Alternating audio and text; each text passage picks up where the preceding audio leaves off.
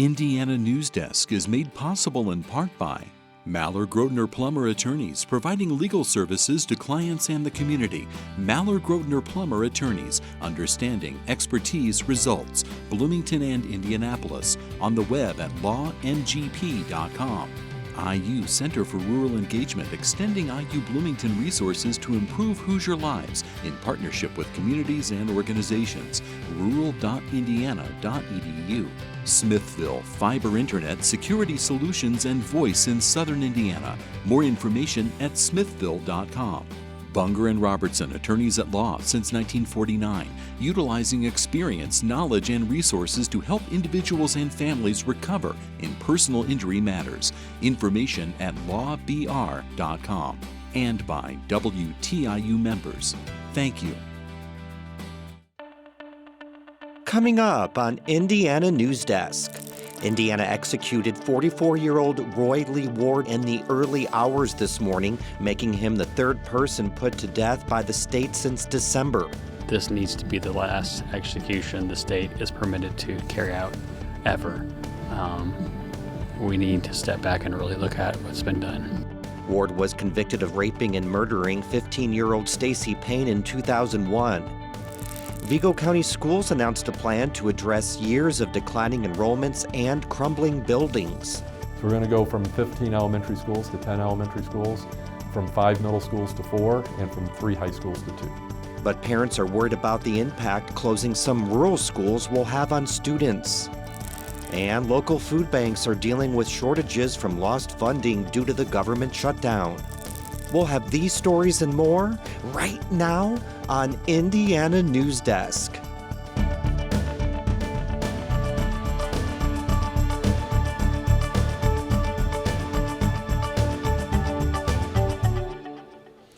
Welcome to Indiana Newsdesk. I'm Joe Wren. Well, early this morning, officials carried out the execution of an Indiana prisoner. As George Hale reports, Roy Lee Ward is the third state prisoner to die by lethal injection since Indiana lifted an execution moratorium last year. Opponents of the death penalty gathered after dusk outside the state prison in Michigan City, which houses Indiana's death row. They prayed for Ward as well as his 15-year-old victim, Stacy Payne, who he stabbed to death after raping her in 2001. I want to give space to Stacy Payne and the family of Stacy Payne. She is the victim of Mr. Ward's crimes, for which he is paying with his life tonight. But again, I hope that in Indiana, Roy Lee Ward is the last person we put to death. Governor Mike Braun denied Ward clemency in late September after Payne's mother told a parole board of the suffering her family continues to experience. Earlier this week, Ward dropped 2 lawsuits challenging his execution. David Frank once represented Ward in a lethal injection challenge. Now he leads the Indiana Abolition Coalition, which opposes the death penalty in all cases. It's brutal and it solves nothing. That should be enough, but it's even more outrageous that we know next to nothing about how it's being done in our names. We don't know. Indiana's execution process is uniquely opaque. Unlike in every other state regularly using the death penalty, journalists here aren't automatically allowed to observe any of the process. They often have to rely on second or third-hand accounts. Through the years, Roy has taken what he has and given it to others. I have witnessed him help others in the small ways he can. It is a transformation that our society hopes to happen while one is incarcerated. Joining us from outside the state prison, Ward is now the third prisoner to be executed in less than a year. George, why is this happening so much more often? So, until December last year, Indiana hadn't executed anybody since 2009, and that 15-year gap is mostly explained by the state government not being able to obtain pentobarbital, which is the drug used in the executions. Then last summer, the Attorney General Todd Rokita announced that Indiana had obtained a supply of pentobarbital and asked the Supreme Court to schedule the first execution. George, we still don't know where Indiana got the drug, and that's just part of the secrecy surrounding executions here. Now, you reported that no media were let into the prison last night, right? Yeah, Indiana is actually one of only 2 states in this whole country where journalists aren't allowed to witness any aspect of the execution. And so what ends up happening is we wait outside the prison for information to be given to us, and tracking down witnesses, or tracking down the witnesses who are there, like attorneys. Can fill in some of those blanks, but we typically would prefer to fill in those blanks ourselves. And so sometimes information gets delayed or there's confusion. And just this morning, for example, I got a copy of Ward's statement or final statement, and that's something that typically I would have in the moment of an execution, not like the next morning. Can you share part of that with us? Yeah, so in his final statement, he expresses regret for the crime and says he wishes he could change what he did. Here's an exact quote. "I have asked God for forgiveness, even though I feel I do not deserve it and cannot forgive myself. I hope my execution gives Stacy's family some peace." George, how many people are left on Indiana's death row, and do you expect the state to continue carrying out executions? Indiana's death row is down to 5 as of today. Whether or not there's going to be any in the future is a little bit unclear. It could be a while. At least 4 of those prisoners have appeals in process, and no executions are currently scheduled. All right, George, thanks so much for your reporting. Well, local food banks are being stretched thin by the government shutdown and are running out of resources. Isabella Vesperini visited 2 food banks to see how they're planning to deal with less aid. Mother Hubbard's Cupboard in Bloomington receives at least 20% of the food it distributes from TFAP, a federal program for low-income people. With the government closed, it can't take new food orders for after November. It's where all of the canned produce that we have right now has come from. It's where the bulk of our protein comes from these days, and that has already been something that our patrons have commented on a lot. The pantry serves between 2,500 and 2,900 individuals a month. Last year, it served about 2,100 individuals a month. Betts attributes the spike in demand to increased food insecurity and cuts to the Supplemental Nutrition Assistance Program. Really aren't able to receive orders past November. There is not backstock in the warehouse to draw from. So people are going to feel that loss pretty quickly. On the northwest side of town, Pantry 279 has steadily been receiving less food through the TFAP program in the last few months, while also experiencing a spike in demand. In June, the pantry served fewer than 9,800 people. Now, over 11,000 people rely on the pantry for food. Our lines are long. The hours are long. We're not getting enough food. The community donations runs a lot of our pantry, staples especially, and with the economy in the state that it is right now, it's impossible to give when you don't have anything to give. Ayala was supposed to receive over 200,000 pounds of food from July through December through TFAP. With the government shutdown, she won't get those supplies. If it continues the way that it has been, I would say that within 6 months, we probably will not have the resources we need to keep our doors open and continue to feed our community. For Indiana Newsdesk, I'm Isabella Vesperini. Mother Hubbard's Cupboard and Pantry 279 are reaching out to local stakeholders and considering food drives to find other resources. Well, we're joined now by Shelby Brown for more headlines from around the state. Welcome, Shelby. Thanks, Joe. Vice President J.D. Vance met with Indiana's Senate Republican caucus and Governor Mike Braun today as redistricting deliberations appear to be at an impasse.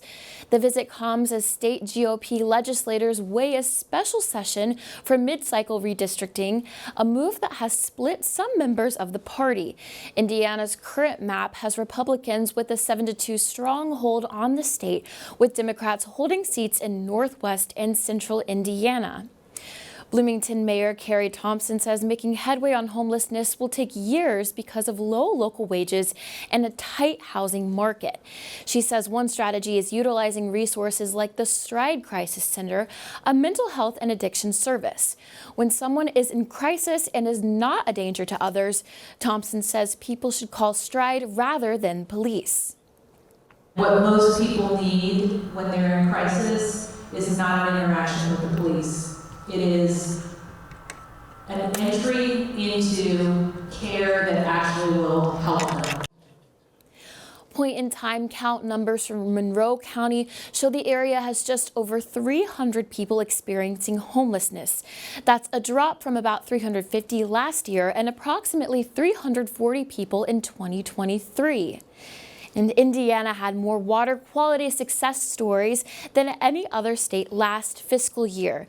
The Environmental Protection Agency designates a river, lake, or stream a success story if the water significantly improves after once being too polluted for things like swimming, fishing, or hosting aquatic life.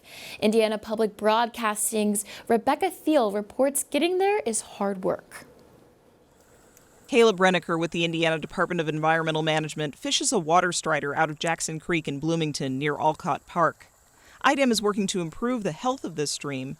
By protecting it, we're also saving ourselves a lot of time and effort and money by fixing something when we can prevent it from being poor quality in the first place. But water pollution can come from so many different places, whether that's soil and fertilizer running off a farm field, a poorly managed construction site, or someone's failing septic tank. And for water quality to improve, everyone needs to do their part. Renneker says it isn't always easy to convince someone like a farmer to change things on their land. It's risky for them in many cases. It can be very expensive and costly for them in their livelihood to change their practices. So we really try to look for the win-win solutions where we can. Things like planting cover crops, which prevent runoff from polluting lakes and streams while also increasing yields and reducing weeds. Renneker says these water quality improvement projects can take decades of work. He says Indiana does a good job of collaborating with local and federal partners and making the most out of limited resources. For Indiana Public Broadcasting, I'm Rebecca Thiel. Morgan County commissioners voted 2-1 this week to red zone 158 acres for a data center near Monrovia. That's on top of the nearly 400 acres they approved earlier this year. County residents urged the commissioners to not rezone the land. We are uninformed, but how can we gain information when the company operates under a cloak of secrecy with things like non-disclosure agreements that force people to not be able to discuss items that will affect all the people surrounding the immediate area? The data center's developer is undisclosed, and the commissioners have signed non-disclosure agreements related to the company. And Saturday will be one of the biggest matchups of the college football season so far. Number 7 Indiana playing number 3 Oregon in Eugene. Both teams are 5-0. As Alexandra Halm reports, it's a chance for IU to prove their critics wrong. Last season, Indiana's only losses were to top 10 teams, Ohio State and Notre Dame, and neither game was close. Saturday, the Hoosiers faced their biggest test of the season, but this time with the added challenge of having to fly across the country. ESPN College Game Day program will be on Oregon's campus, making the spotlight even brighter. It's a very big opportunity. I mean, it's a top 10 matchup, but we're treating it just as we would treat any other game. I mean, it's still a regular season game, but so we're treating it just like we treated Iowa, Illinois, and every other team. So go out there and just continue to do our thing. Center Pat Coogan acknowledges that the offensive line must play better than it did in the last game at Iowa. The Hoosiers failed to convert on multiple short yardage situations, and quarterback Fernando Mendoza was sacked twice. I think we just need to work more cohesively as a unit. You know, it's never going to be one guy. It's never going to fall on one guy. It's a unit, and we got to do it together. It's got to be all 5 of us out there. Oregon has won 18 straight games at Autzen Stadium, the longest home winning streak in the nation. For Indiana Newsdesk, I'm Alexandra Halm. And Joe, tomorrow's game kicks off at 3:30 p.m. on CBS. All right, thanks, Shelby. I know Hoosier fans are excited for this one. Should be a good one. Coming up next on Indiana Newsdesk, we visit Butler Winery to see how they're competing against designer brands and a trend of fewer people drinking alcohol. And Vigo County Schools are planning to close and consolidate a number of schools to address declining enrollments. These stories and more right here on Indiana Newsdesk. Hello, I'm Todd Gould, Senior Producer Director at WTIU. I've personally devoted nearly 40 years of my life producing PBS arts and documentary films about important stories from Indiana. The arts, history, and people that make Hoosiers great. Despite government cutbacks, we will never stop telling Indiana's stories, your stories. Please donate now to keep this station strong. Become a sustaining monthly member at WTIU.org. It's a peek behind the curtain. The magnitude of life here is unparalleled. It's an explosion of sound and color. The smallest voice tell the grandest of stories. You are more than what people think you are. I think it's worth fighting for. Yes.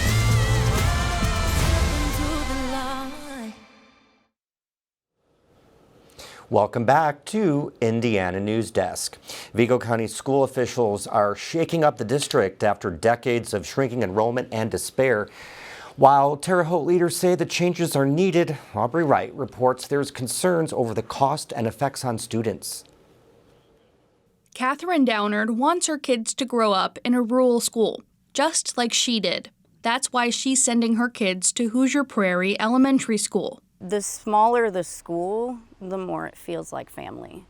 And when you have a family, you're more likely to have students that are successful.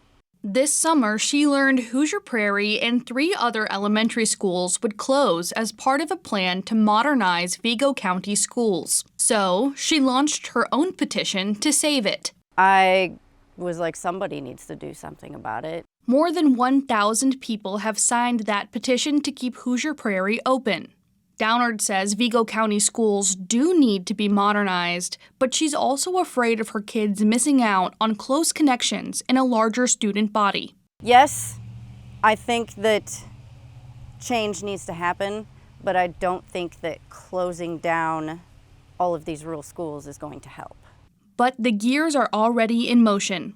Superintendent Chris Himsel says the district will close, repair, and consolidate schools over the next few years. He says this will even out class sizes, pool resources, and provide more extracurricular options. So we're going to go from 15 elementary schools to 10 elementary schools, from 5 middle schools to 4, and from 3 high schools to 2.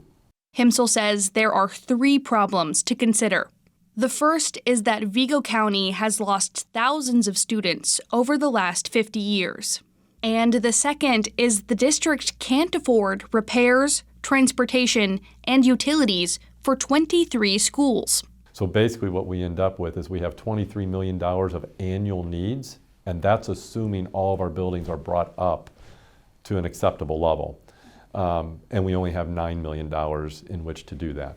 The third problem is that there aren't enough applicants or funding to sustain teachers, guidance counselors, and other staff. If we were to apply the rates of inflation from 2010 to 2024, we're about $10 million behind where our funding would be if we did keep up with rates of inflation. The work will begin with West Vigo High School. It will be renovated. Then a new high school will be built to replace North and South high schools. Ideally, the district will work on both new high schools at the same time. How can we get the financing put together so we can put the shovel in the ground? Once we put the shovel in the ground, we're probably looking at 3 years out before we can move into the new high school, at which time we can then remodel the current high schools and get them ready for middle school spaces. It's extensive because schools should be renovated before moving kids into them. He says it's like dominoes. We're talking about a minimum of about 5 years before we can fully implement everything. The district already lacks the funding it needs, so how will it pay for all these changes? The Vigo County government might be a solution. From all different perspectives, we're just incredibly happy to be involved with the conversation. Thanks to a change in Indiana law, the county could transfer funding to another tax-collecting agency, such as local schools. Vigo County is setting up a 5-member board by next year to do just that. We'll really get into the finer details of what the funding looks like from the county's perspective to the school corporations. Himsel and Schweitzer both know locals don't want their taxes raised. Residents voted against recent referendums, and Himsel says they're trying to work with what they have. Of course, nobody likes additional taxation, which is why local government got involved to see if we could supplement some of the school's projects with already in place taxing capabilities. A recent survey showed residents were concerned about the state of Vigo County Schools and believed modernizing schools attracts families and businesses. Schweitzer says the plan probably won't make everybody happy, but he believes people are coming around to it. It's not that I agree or disagree with all the changes as well, but something has to change. The school board and county government are encouraging residents to reach out and ask questions. While she doesn't support eventually closing schools, Downard and Himsel do agree on one thing. I want my kids to be able to connect to friends, and I want them to feel like they're at a school that cares about them in the future as well. For Indiana Newsdesk, I'm Aubrey Wright. Vigo County school officials say they have not yet determined the total cost of the plan. Traditional wine and beer makers are facing an increasing amount of competition from specialty alcoholic drinks such as hard seltzers. And as Olivia Wilson reports, they're also seeing an overall decrease in people buying alcohol. NIQ, a global consumer intelligence company, reports that alcohol sales decreased by almost 8% last year, and wine sales had the steepest decline with a 4.4% decrease. The offerings of beverages is tremendously wide. You've got the seltzers, beer, wine, spirits, seltzers, sports drinks, there's just so much available now that there's a lot of competition in the market. But I think the younger people in particular seem to be drinking a little less. And Butler would be correct. In the same study, NIQ found that Gen Z is drinking less in general. Health and wellness concerns have a large impact on alcohol consumption, along with the rise of ready-to-drink and non-alcoholic beverages. There's a shrinkage of shelf space for wine. We have the CBD beverages, which are taking up space. So just the competition for shelf space is just tremendous right now. Butler Winery has always valued the experience you get when you visit their vineyard. But now, with alcohol sales on the decline, it's more important than ever that this experience makes memories to keep customers coming back to the vineyard. Wineries, they're offering a really excellent experience, and it's locally produced, locally grown. I mean, that's going to continue to increase. By focusing on the experience and not being wholesale dependent, Butler Winery has not been hit as hard as other wineries. We were not wholesale dependent. There are some wineries around the state that were pretty wholesale dependent, so they've taken a beating in that market. But the winery has still felt the impacts of decreasing wine sales. So Butler says it will stick to its roots. So people come here for the experience. It's really the experience that draws people. You can go to any liquor store, grocery store, and you can buy wine cheaper than what we can make it. But that's a different experience. We're offering, I guess you'd say, authenticity. For Indiana Newsdesk, I'm Olivia Wilson. Well, you may have heard about a canine with the Brown County Sheriff's Department who helped track down two lost 11-year-olds last Sunday. The kids became separated from their mother near Sundance Lake in eastern Brown County. First responders began the search, then Knox pointed them in the right direction. We're joined now by Knox and his partner, Brown County Sheriff's Deputy Cody Lankarik. Welcome to the show. Thanks so much for being here today. So kind of walk us through what happened that day. So on Sunday, October 5th, we received a 911 call from an 11-year-old juvenile female stating her and a friend were lost in the Sundance Lake campground. One of them was reported to have asthma and be lightheaded and dizzy, so we rushed to the scene as quickly as we could. Once we got there, I deployed Knox. He then got onto a scent trail where the juvenile females were last seen by the mother's boyfriend. He completed an approximate 550-yard track leading us to the females. Wow. So now how did Knox become part of the Brown County Sheriff's Department? So I went to my sheriff telling him that my dream in this job was to be a canine officer. He approved me to have a dog. So with that in mind, I looked up Redemption Ranch Canine Rescue, which is a nonprofit. They take shelter dogs and train them with handlers to get them on departments, and that's where he came from. So he originally was at the Shelbyville, Shelbyville Animal Center. What other duties does Knox have with the department? He is a single-purpose dog, so he does narcotics as well. and he does tracking and article searches for the department. What's it like having a partner, like canine partner? It's great. It's definitely a full-time job. They don't tell you that. It takes a lot of work and a lot of patience, but it's very fulfilling. I wouldn't trade it for the world. And every animal has a personality. Knox seems to have a personality. How would you describe Knox? He's kind of shy at first, very, very energetic. And obviously you can see he loves his treats. Yeah, well, thank you so much for being on the show today. Really appreciate it. Yeah, thank you. And that's the end of this program, but our work continues online as we cover the news throughout the week at WTIUnews.org. Have a great weekend.